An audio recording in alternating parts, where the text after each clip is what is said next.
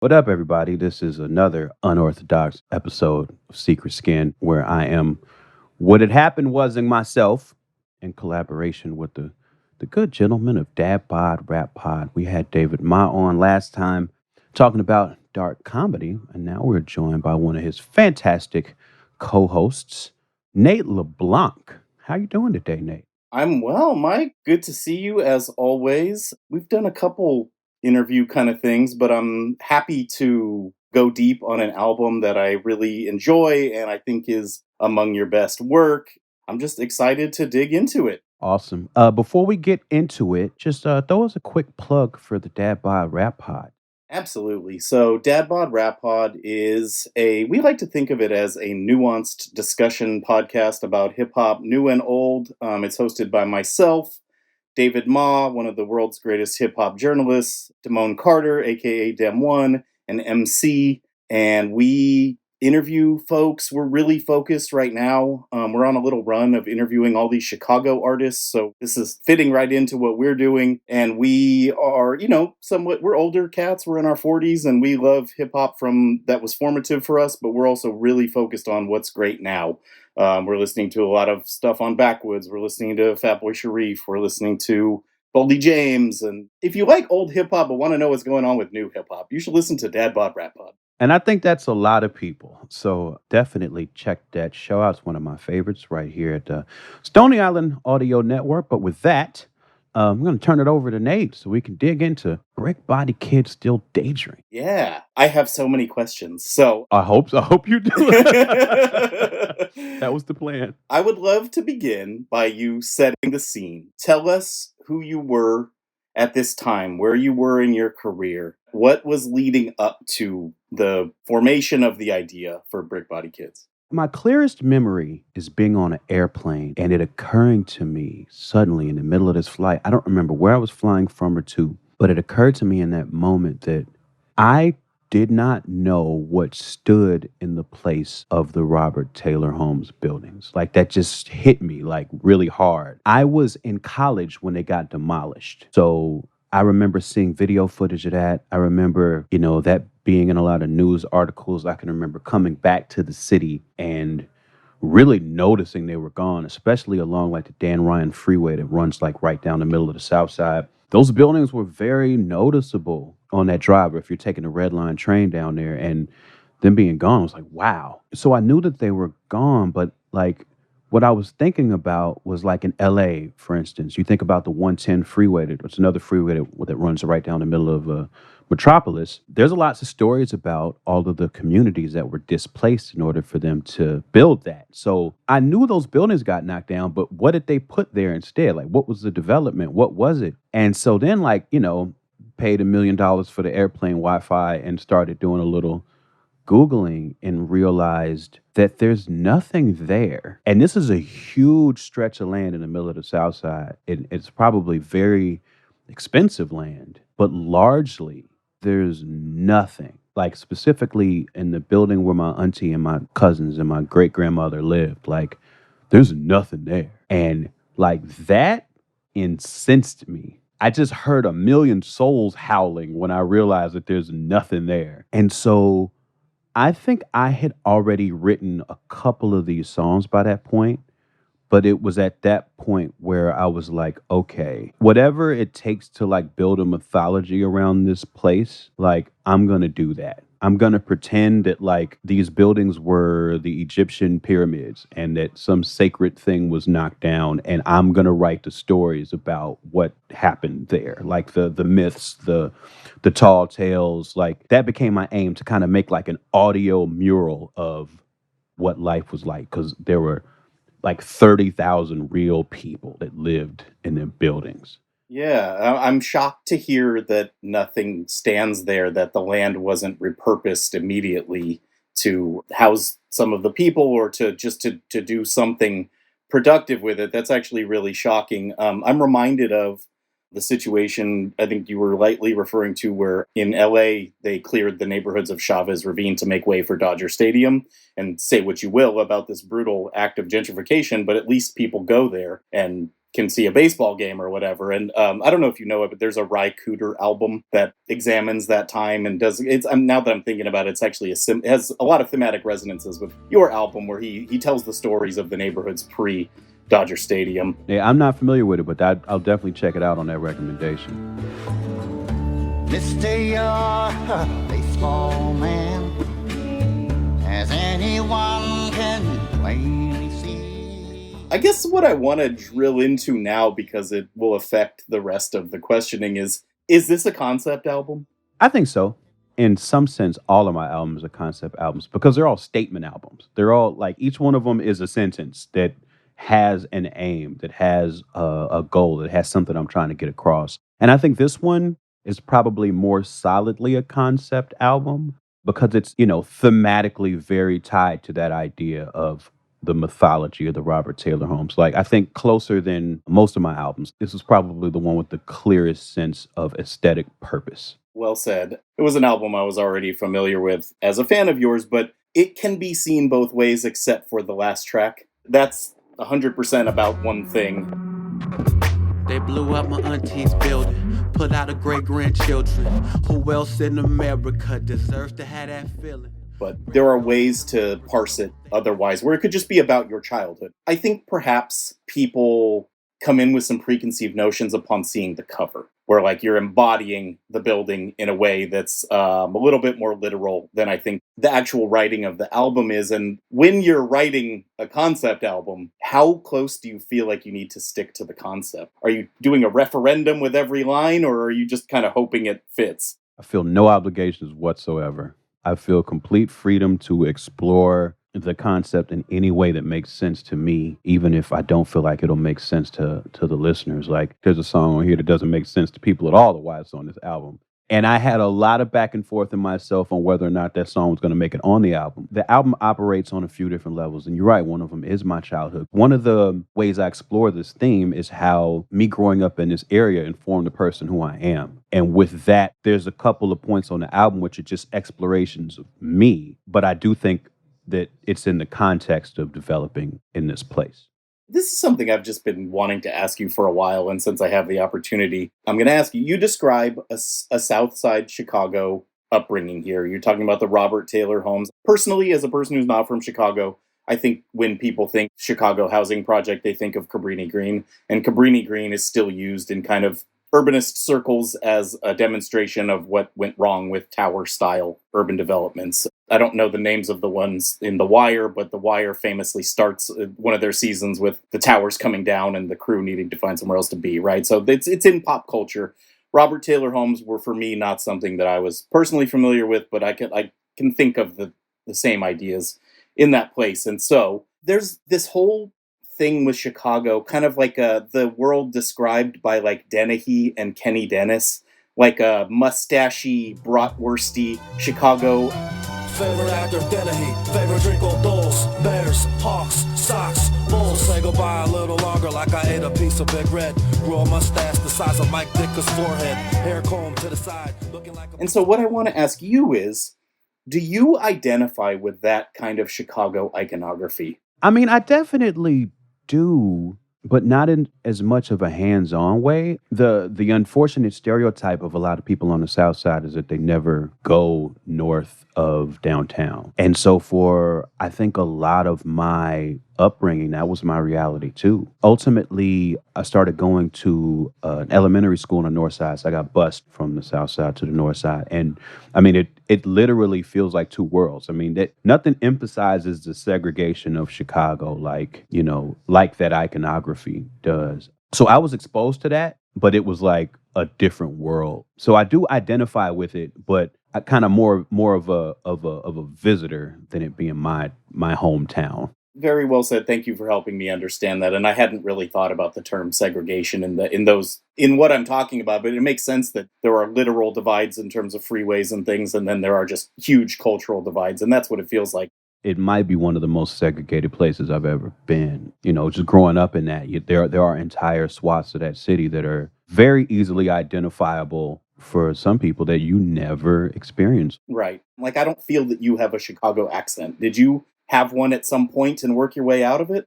I have a Chicago accent like Kanye has a Chicago accent. Like, I grew up saying "ka," like getting a "ka." I didn't start pronouncing that R until I moved to California and realized kind of how crazy that sounded. There's a South Side accent that is like a combination of our grandparents and great grandparents who came from the South. Like, it's very, like, there's a southernness to it, but then it kind of meets that kind of accent you're referring to, the North Side one. Like, if you listen to people from the South Side, you'll hear it. I love the way that the rapper Casual talks, and we interviewed him a couple of months ago, and his Oakland accent is so thick, it makes him sound like he's from the South a little bit. He was not a fan of that theory. He was like, no, I'm just that Oakland dude. And I'm like, okay, I grew up 40 minutes from Oakland, and I've talked to a lot of people from there, but you know how you sound. That's hilarious. So this album is on Mellow Music Group. Were they involved heavily in making some of these decisions? Are you driving the train here? Like, how did the project begin to coalesce? No matter what position I'm in and what label I'm working with, my experience has been that I'm always driving the train. I love the freedom of it, but, there's a lot of living and dying by my own decisions. I think this is a situation where I made a bunch of good ones,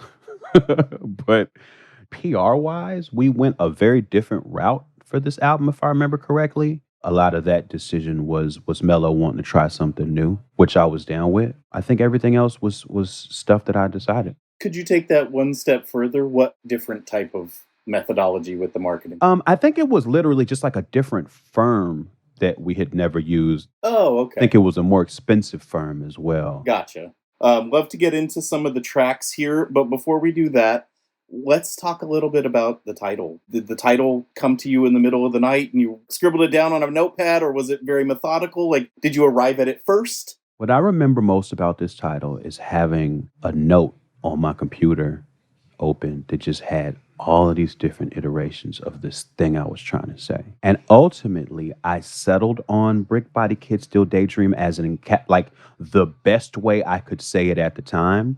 But it wasn't like I was like, that's the one. I was just kind of like tinkering and tinkering and tinkering and tinkering and tinkering. And I'm like, chewed on that one. I'm like, okay, this will work. So it was actually a long process. So the opening track is legendary Iron Hood, produced by Exile, an amazing hip-hop producer known for working with Blue and his solo kind of thematic albums of his own. And I thought I knew what this song was about. I had listened to it multiple times and kind of came in with a thing. And basically what I thought is that this was a more autobiographical song and that you had a brother, Charles, who was caught up in gang stuff and you're more the like quiet reading kid at home. And then a member of your Patreon sent in some possible questions for us to use on this. They posited that this was actually possibly written from the perspective of the Juggernaut and his brother Charles Xavier. What had happened with this track, dude? What is going on? Black Tom got style, Abby can push. She got a brother named Charles. If we on that bullshit, I protect my neck with some magical jewels. And can't none of y'all take them from me. Yeah. Again, I mean, this is a song that operates on a couple of levels. So I talked about mythologizing earlier, and this is the origin story of a character called the legendary Iron Hood that was developed in the projects. But it is certainly attempting to like put a spin on the Juggernaut story. It is certainly that. Like, it's almost like, and this is what makes it really, really real to me, is that I was a kid in the hood reading comics, and I was a kid in the hood that would daydream, and there was shit that I went through in terms of trying to like, walk to school and the sort of danger that I had to navigate in that pursuit. And a fantasy like being able to put my head down and just walk through things and not experience any pain or danger. That's the sort of thing I would fantasize about. And so I just took that one step further and literally like, I don't know what the word is, but I just repurposed the Juggernaut story for my own purposes, akin to the kind of shit I used to do in my mind as a child. Okay, so everyone's right. Everybody's right. It's nice when it ends up that way. Excellent tone setter for the album. We begin to enter the project, right? The Robert Taylor Holmes. We understand that our narrator is feeling perhaps a little bit out of place there, but has an intense connection to the place. The next track is How Could Anybody Feel at Home, produced by DJ Nobody.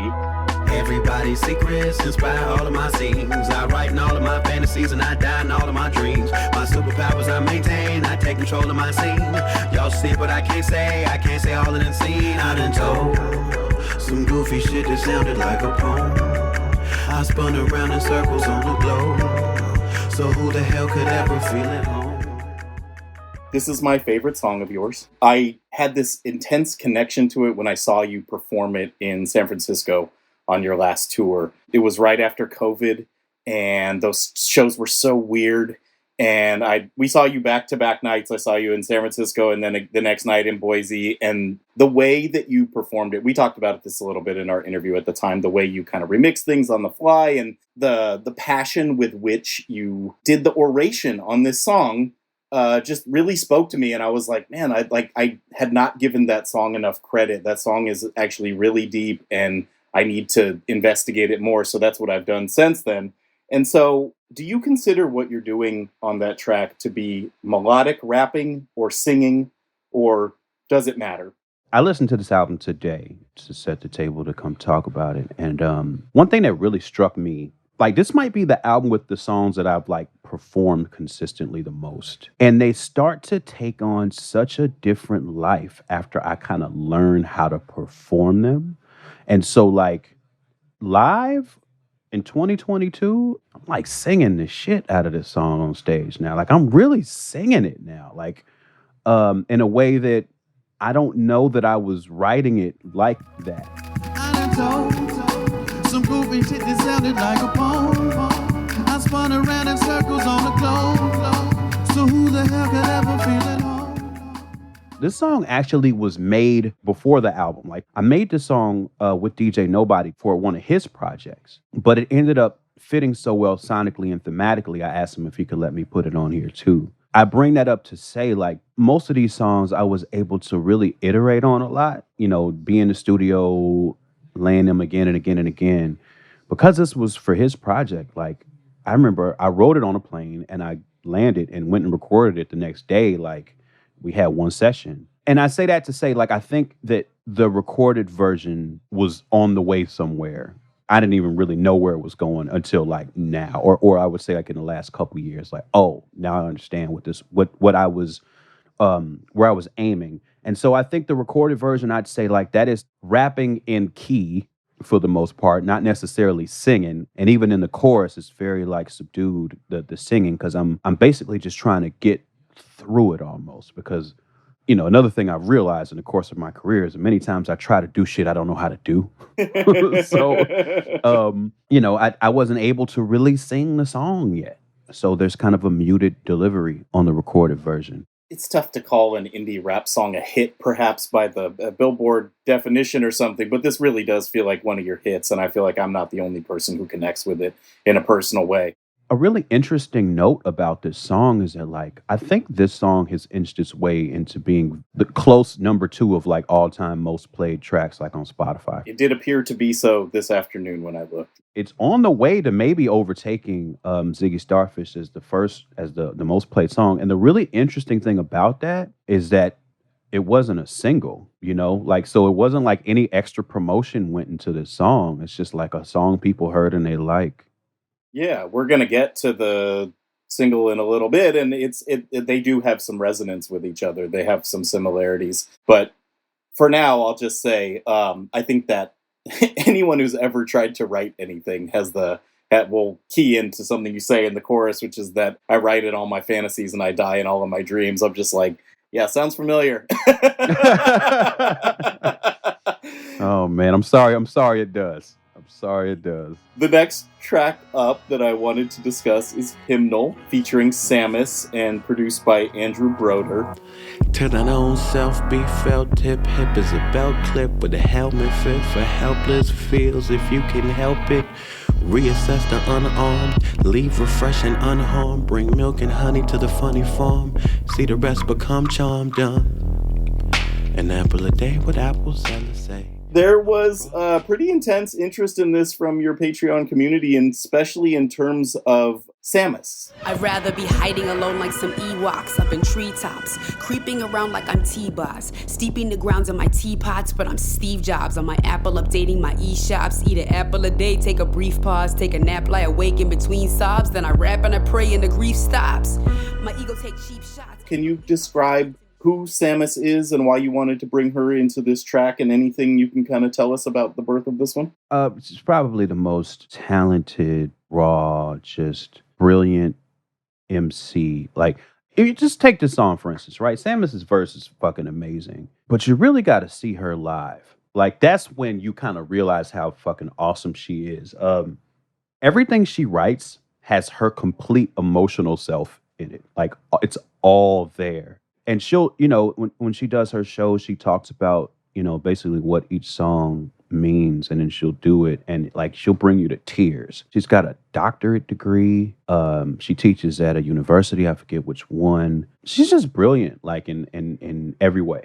Just an amazing person, who happens to be an amazing rapper, who I think more people should know. But that's part of this indie thing, is that people operate in the shadows. Yeah. I've worked with her a couple times, and I love working with her, and probably always will, because, she's the sort of person that if ever I have the opportunity to help shine a spotlight on somebody, it would be her. Trying to pin classics like Reeboks or Greek thoughts or a Fleet Fox and teach a good message like Aesop's. Let's stick to my skin just like grease spots to forget all the things that my dreams cost. Yeah, I'm getting my kicks, fuck some clean socks. Ice cold, we living like freeze pops, cause I'm gonna take licks while I defrost. Divest from your demons and beat stocks and invest in your team till your scene hops. It might mean wearing jeans till the scene. Yeah, that's awesome. I definitely need to go and do some more exploratory listening in her catalog, but it's an impressive guest verse, and I guess something I've been thinking about a lot in terms of we get sent a lot of music, and I try to listen to some of it. It's impossible to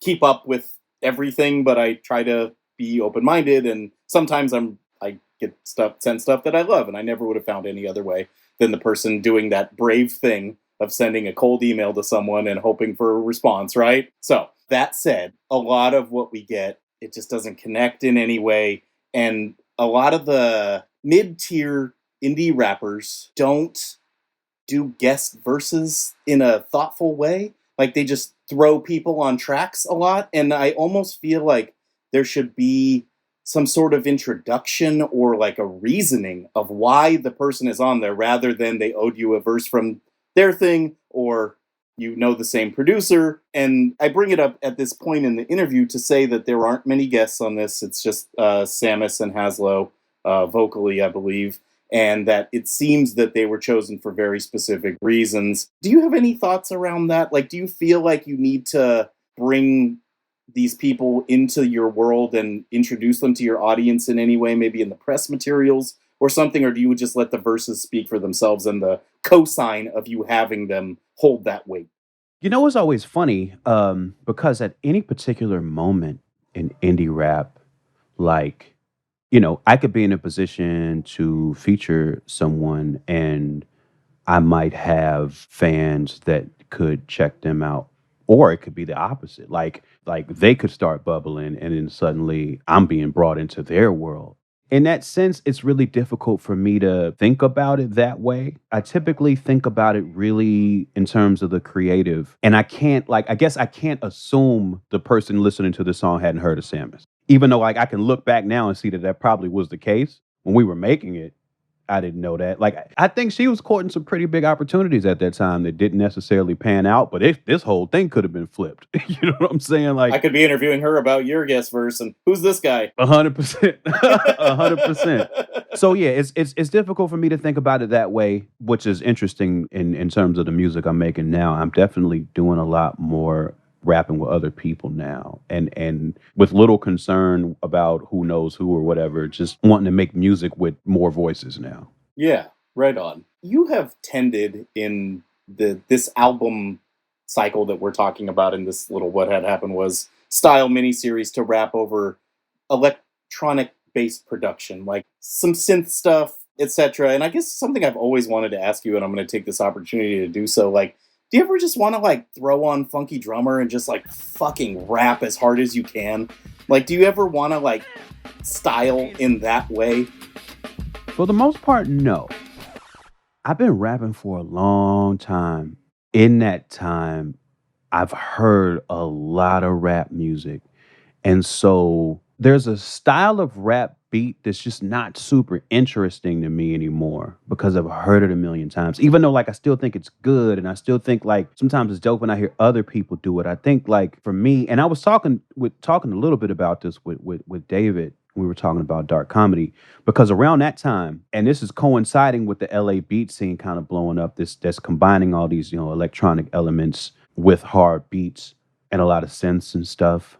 I felt like sampling just got too risky right around then. Like it felt like such a bad idea to rap over obvious samples that like it became a prohibitive feeling. It just became like a bad idea. Like why would I put my creative heart into this piece of work that I'm going to be afraid of the wrong person hearing because I'm not going to be able to pay for it? And that kind of pushed me further into the LA sound as that LA sound was developing and a lot of people who were around me were engaged in that. I'm definitely more attuned to a certain feel that came from older beats, but I'm trying to do it without hint hint. They use the same old samples. That's a Black Sheep line. So the next track that I wanted to talk about is No Selling. This one is produced by Kenny Siegel, another huge favorite of ours and someone whose beats have a ton of texture. Gotta keep it facade, I gotta play it cool. Like when you with a girl and she can wait at school. Gonna get the leather shirt, my stomach never hurt. Strong face, strong jaw shown to my competitors. I tear my ACL and wouldn't even limp. My note here, and I'll just read it to you and see what you think about it. This song is undercutting the machismo that is inherent in rap. Sure. Part of the project of Open Mike Eagle seemingly is like you're a real person. You have emotions. You present your full self, or maybe not full, but as much as you want the audience to see. And we'll come back to that a little bit. But is it important to you to not perpetuate a kind of stereotypical brashness? I think it's important. I also think it's just like natural to who I am. Like, I don't want to reinforce any cliche, like, rap or otherwise. Like, that's just not interesting to me. Part of my intention with this song, it's not quite to subvert the machismo, but it is to kind of own it in my own way because there's a thing that I wanted to point at. Like, oh, coming from these sorts of areas, it kind of kills you in a way. Like, not feeling free to be vulnerable is a lifestyle all its own. And in that, like, yeah, like there's an extreme version of it where you're an asshole, right? And you just don't care about anything. But then there's this muted version of it where it's like, I feel terrible inside, but nobody knows it because I'm no selling everything that's happening to me. I wanted to point at the thing that's underneath that. And that's what made the song interesting to me, even though like I do think not a lot of people get that. It's always the risk, right? You can't decide whether they are or not. And the wrestling aspect of it just, again, correct me if I'm wrong. It's basically like if you're no selling, you're not helping your partner land their side of the exchange, right? Well, I think I want to make it a little more specific than that. So the whole thing about wrestling is that the drama is built by pain, basically. If we and you are having a match and you throw a punch, I have to sell the punch or else there's no drama in the match, right? So if you're no selling, I'm not registering the fact that you punched me. And it makes this whole thing look weird. The level of it being the indication of pain is already making this make way more sense to me, yes. Yeah. My legs tired cause I've been running things. That shit is exhausting, I'm in a ton of pain. But I'm no settling, I'm no settling, I'm no settling, I'm no settling. Okay, here's another one I've been wanting to talk to you about for a long time. The track is Happy Wasteland Day, again produced by Exile. And something that I really, really like and appreciate about your rapping style is that at times you will show the effort. You're not just trying to get cleanly through the verse, that your voice will crack a little, that you will ramp up and ramp down, that there's emotional resonance in the volume and the exertion level on your voice that I think is really missing in a ton of the indie rap that we listen to. People just seem to be wanting to be so technically proficient that they tend to sound a little robotic. And you do not do that. And you especially don't do that on this track. Yeah. When the king is that garbage person, I might want to lay down and die. Power down on my darkest urges, keep my personal crown up high. I'm the king of my lonely island. Home is high, they can't reach my house. I put out all the garbage fire, squeeze the cider right in my mouth. Everything is not ordinary. Things beginning. One thing I've noticed in indie rap, especially being around people like at the Blow, Project Blow, like they're so good at rapping that it hurts them. Like I've seen, No Can Do, All City Jimmy. He used to host Low End Theory, and I mean, of course, he does a million things, but he used to host Low End Theory. And when he hosted Low End Theory, he used to freestyle over a lot of the some of the producers would have him while he was hosting, have him freestyling.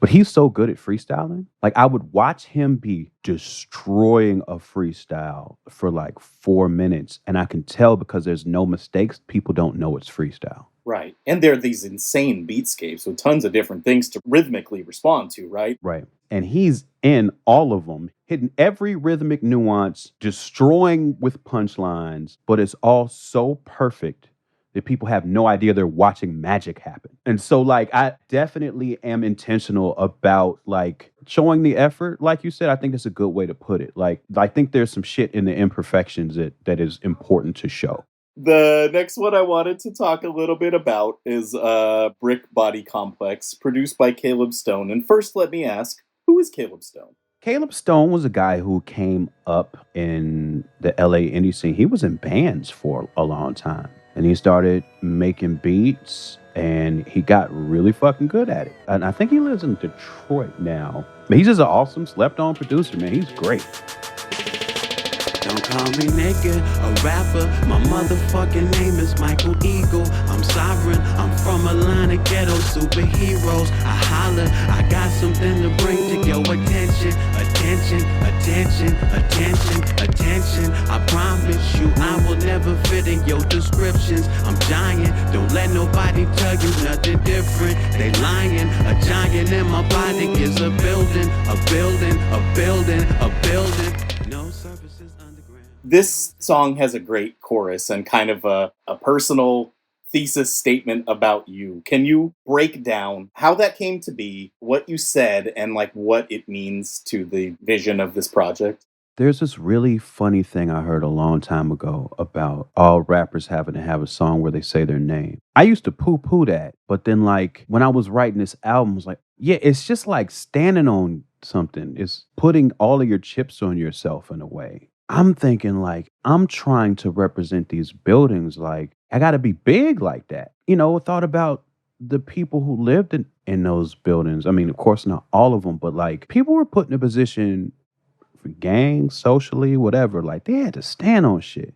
They had to really stand on shit. Like they had to really like rep something. And like, I don't know, it was something about this beat and what I was writing about and wanting to say my name and wanting to like, just a real self-definition kind of song, but through the lens of like what this area made me. I think it's just like one of those things where you just figure out a way to tell people how to treat you. And that ended up being what the song became. And I don't know if, this was, I iterated on this song a lot. And I think I was mostly iterating on the hook, trying to figure out how to make it say all the things that I wanted it to say. It's interesting hearing you break down the initial track and how there are superhero themes and references baked into the album, and then you personalizing that a little bit more here, that you're from a long line of ghetto superheroes, I think is really interesting. And do you believe in the concept rap song thesis statement? Like, would you use a term like that and say, like, this is the song that defines what I'm trying to get at with the rest of the songs? I think so, but in my case, it's usually not one song that does that. In most cases, I'm not like a title track guy. Like, it's like 3 different ways I want to say the thing. In this album in particular, there's like 3 or 4 songs that are like, okay, this one's a thesis statement. No, that one's a thesis statement. No, that one, all of them are a thesis statement, I have to take us briefly into the song Wedding Ghost. So don't invite me to your wedding. Yeah, you didn't invite me to your funeral. So I'm not gonna be on time. Yeah, you didn't invite me to your funeral. I listened to all of your podcasts and stuff, and I love you as a presenter, and I think you're such a good interviewer. But you've said something a couple of times in recent things that I've listened to where you have felt that you are perhaps too relatable, or accessible is actually the term that I want to use. What I want to say to you is, if you don't want to be so accessible and relatable, you got to stop writing songs like this. Like, this is just such a, like, oh my God, I feel this so hard. Like, it's just the not being invited to the wedding, not being invited to the funeral, the disillusion of a relationship. Like, who hasn't been there? It's just like, it's so real. It's so human. It's just like, I think anyone who would hear this song would like put you at the top of the need to have a beer with list. Like, immediately. You know what I mean? That's interesting. I felt like a lot of people don't like this song, but I think it's because they don't. This is the one I was saying. I don't think people understand how this fits into the narrative of the album. I'm glad it came back organically. Let's talk about that a little bit. Who's coming up to you and telling you this? That they don't like this song? Oh man, I think Anthony Fantano doesn't like this song. I think he made a point to say that in his review. Like, but I've been on enough rate your musics and, all these poking around places I'm not supposed to be, to see that this was a song that people felt like it didn't fit. And I get that. Like, I seriously, I had a conversation with myself about whether or not to put this on here, because I do understand that the connection isn't clear. But to me, like, I actually don't want to go to anybody's wedding. And it's because, like, weddings, like, the nature of a wedding is that it's a very emotionally available event. And I don't like that. Like, I'm not emotionally available. And I don't like to be in situations where that's expected from people or from me. Like, I just don't like that. And I think that truth in myself is related to the no selling. It's related to growing up in these neighborhoods where you don't want to be vulnerable. It's just like, I'm not really good at feeling my feelings. I don't necessarily enjoy watching other people feel their feelings. And I don't like being in a situation where I might be forced to feel mine. Well said. I understand that now, though you're very good at writing about them, so I'm going to be thinking about this for weeks. Let me present a counterpoint, and I just came up with this, so it's not super thought out. Have you ever seen the movie The Tree of Life? No. Who made that movie? Terrence Malick. Okay, right. Very divisive film. It is a saga of a multi-generational family that also contains this breathtaking sequence in the middle of it where you literally see life start from the Big Bang and continue through the dinosaurs up until you have a modern Texas family, right? That sounds awesome. It's an incredible movie. You should definitely watch it, and whatever mood enhancers you do these days, you should do them. But it was very controversial because it stars Brad Pitt and Jessica Chastain and all these other kind of mainstream movie people. Tons of people walked out. And in my showing, tons of people were like talking back to the screen like, what the fuck is going on? Why is there a dinosaur on the screen? It's like an art film that was marketed as a blockbuster. And there is a section of it where Sean Penn plays the grizzled person who the little child, the angelic child in the movie became. It's not a spoiler. There's really no spoiler. There's really no plot. So I say all that to say this. I think this song does fit the narrative of the album because the kid who grew up in Robert Taylor grows up, moves to LA, becomes a poet, becomes a rapper, becomes a person who doesn't want to go to weddings, and that's how life works. So, yep. 100%. Not to disagree with you and the esteemed Mr. Fantano. No. I'm saying I agree with you because that's why I put it on the album. But I knew that it would not be something that a lot of people would grasp. I think it comes off as silly to some people. I approach the delivery with a lot of whimsy, and that in itself is a choice that can bite you in the ass with indie rap fans sometimes. We're rounding the corner here. We are going to talk about 95 Radios, produced by and featuring Haslo. I want to hear who Haslo is in this universe, and I would also love it if you would tell us a little bit about Jordan Katz, who plays a pretty heavy role in some of these tracks. So can we start there, and then we'll talk a little bit more about it? So Jordan Katz is just an amazing musician. If you ever see my Tiny Desk performance, he arranged that whole band. So he was responsible for breaking the songs down and reconstructing them with live musicians.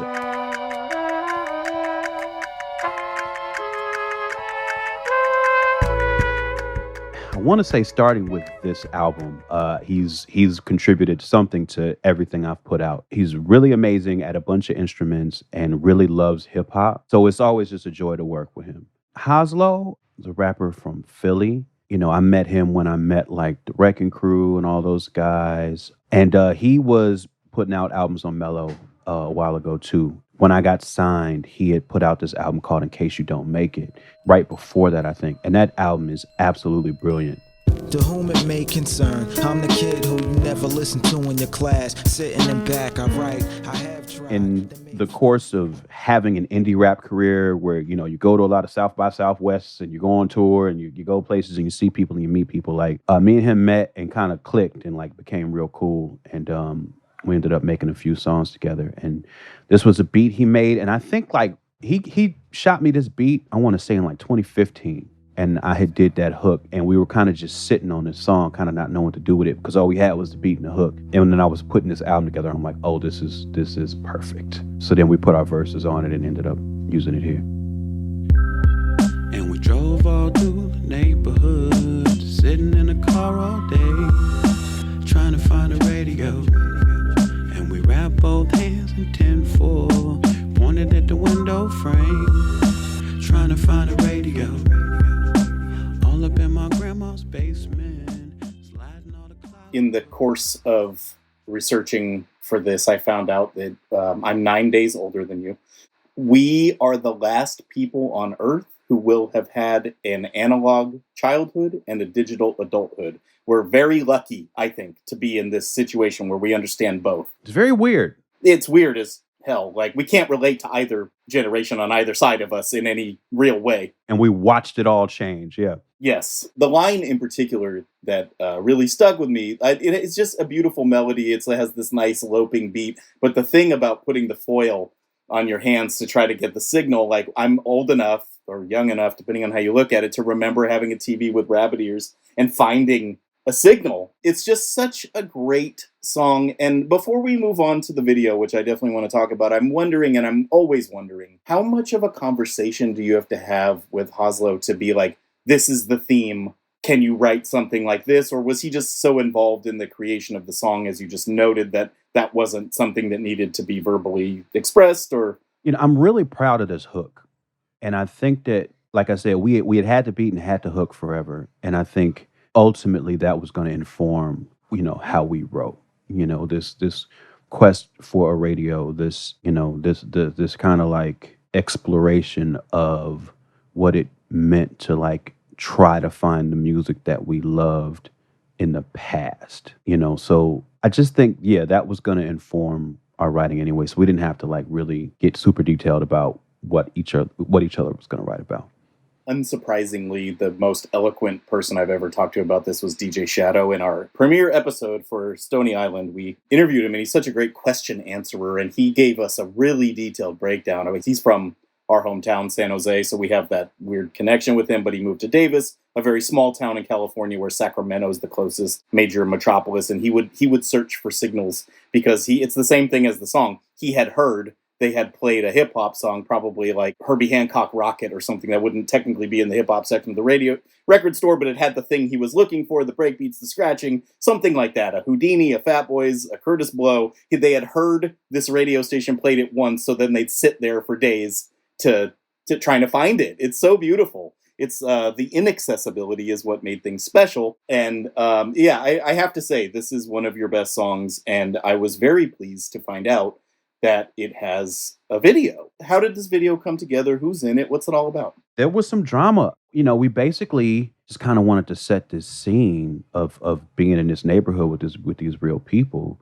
We were going to shoot in this one neighborhood in LA. We got permits from the city and everything. And the production crew went the night before to try to like set up some shots. And we were told by some local street cats that we would not be shooting a video in that neighborhood. That thing we thought we were going to be doing. No, we wouldn't be doing that after all. And it was funny because one of my producers was like, but we have permits. Nah, They don't make them kind of permits. So we ended up having to find this other neighborhood on really short notice and get everything that way, and they pulled it off. And this is one of my favorite videos that we've ever done. Yeah, it's great, and it's so LA, and your son is in it briefly, and it's just a really lovely video, and you use the framing device of a fake newscast, which I feel like, you look and can do a voice that is very newscastery. Like if life had taken a different turn, I could definitely see you having done that. So it's a good framing device. It's also kind of,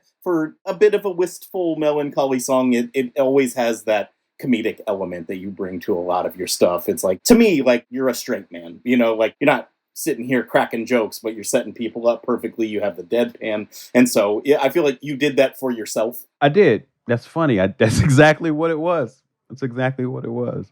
We have to talk about your auntie's building. This song is incredible. The producer is Toylight. I would love to know who that is before we get into kind of the guts of it. So he's a LA-based musician and beat maker and singer. He produced Dark Comedy Morning Show and Big Pretty Bridges off of Dark Comedy. And this, I mean, I went over to his place to get beats to make new stuff on, and I was expecting that he would have more pretty stuff like that we had done before. And then he played this beat, and I'm like, oh, this is it exactly. Because I didn't know I'd be getting this from him, but I knew I wanted to make a song that sounded like the building being torn down. Like I knew, like I had that in my mind. Like I need that. Like that feeling, that actual occurrence has to be explored emotionally on this album. And when he played that beat, I was like, this is it. This is perfect.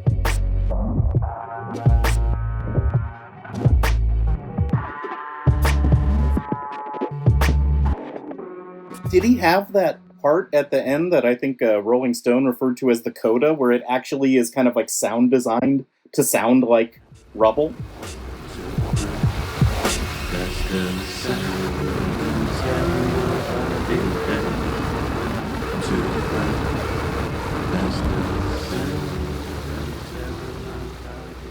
I think so. I think that was That's in it. crazy. Yeah. That must have I been think that was insane in to it. hear that. Like, Oh, it was perfect. It was perfect. It was like, yes, this. I thought it was important. And because I thought it was important, and because I'm not good at feeling my feelings, it was actually difficult to do. It was important to explore my feelings around this erasure that was the impetus for this whole project. Like the flight I was talking about, where this whole idea occurred to me, I think the Wi-Fi was good enough for me to watch this YouTube video where they actually show the building being torn down. I don't know which building it was, so I don't know if it was actually her building, but like that's what was in my mind, and this feeling that I had watching that, and just knowing that there's nothing there, like just like the anger at that, like at the whole story of the Robert Taylor homes, like these new modern buildings that were supposed to be the answer to all of the housing inequality and the slums that people were living in. And these were supposed to be and people were so excited to move in, and they quickly fell into disrepair. And then, I think because Chicago was trying to get an Olympic bid at some point, like they just decided that it was all a mistake. They moved a bunch of people out. They lost a lot of people. Like they literally can't account for 10,000 people who used to live in these buildings. And they just, they just knocked them down. This is 50 years of history at that point. A couple of generations of people, these closed ecosystems that had all of this very specific culture, and it wasn't celebrated at all. And I know that there's not a lot to be celebrated about a lot of the living conditions, but these were people, these were generations, these were families, these were great-grandmother, grandmothers, sons, daughters, nieces, nephews, the velvet paintings and pissy elevators. And I played football in the hallway, where you had the apartments on one side and that cage on the other side. That was life, And these people don't get to make those decisions. They don't get to make the decisions of when these buildings go up or who lives in it. They don't make the decision of when they come down and what neighborhood they got placed in outside of that. I just wanted to, in a very personal, scream about that. And so the beat did some of the work. I did some of the work, and I was very pleased with the result. You very successfully encapsulated in a brief amount of time the despair there, the pointlessness, the depth of the betrayal. And not to cut this so hard with a joke, but like, as all rap songs do, right? It's just like, it's a very misunderstood genre in that way, where you can put a lot into a small amount of time, and it's like people just don't listen properly, and they don't know what people are really saying. Yeah, I've been shocked in my career to learn how many people, even with me, don't listen to the words. Yeah, I mean, I'm the exact opposite of that, so I just find those people insane. I'm just like, no, he used this clause wrong. What are you talking about? Yeah, well, I mean, incredibly successful album artistically, and I'm really, really big on album endings. I really feel like the ending should be, the term I constantly use on my podcast is valedictory. You should finish the record properly, and the current master of this is Woods and Elucid. They always end their albums on these insane high notes with slightly different tempos and subject matters, and you very successfully bring this story to a close with this song. And honestly, not to take anything away from you and your writing and delivery of this, but that sound at the end of this album, I cannot imagine the album ending any other way, and it really brings the fucking cloud of dust out. It's just, it's so cool. It's so well done.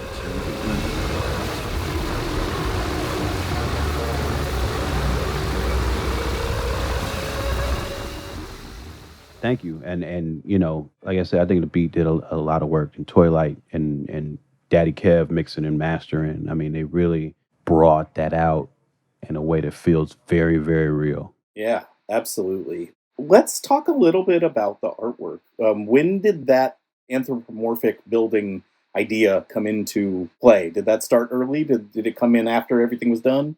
Pretty early, like pretty soon after I realized that was the direction the album was going to go in. I had this idea, like, I want these buildings to have arms like people, you know. And this brilliant artist McKay felt like I'd seen some artwork he had done for some other albums, and I saw that with the kind of long, skinny arm style, like long limbs, but very clean art. And I thought he'd be perfect for it. I showed him a reference photo of one of the buildings, and like on my Patreon last week, I put up some of the sketches that he did when he was developing it, because the photo was from a different angle. So he was originally trying to draw from that angle, but then he figured out the angle of the final product now, which is like this perfect shot. And you really get this sense of like this kind of like unified force of buildings and the playground. And it's really cool. It's really cool. I love that artwork.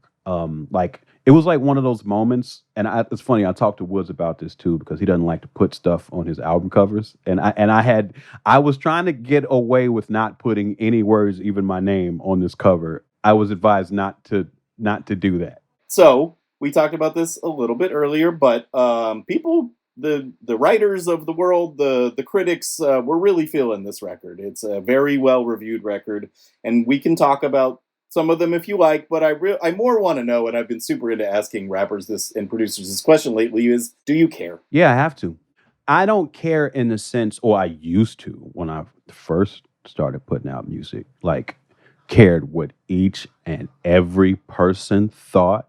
I've been able to get beyond that, but in general, like, you know, if you're an indie rap, critical acclaim is currency, because that sort of word of mouth is really what we need for our products to do well.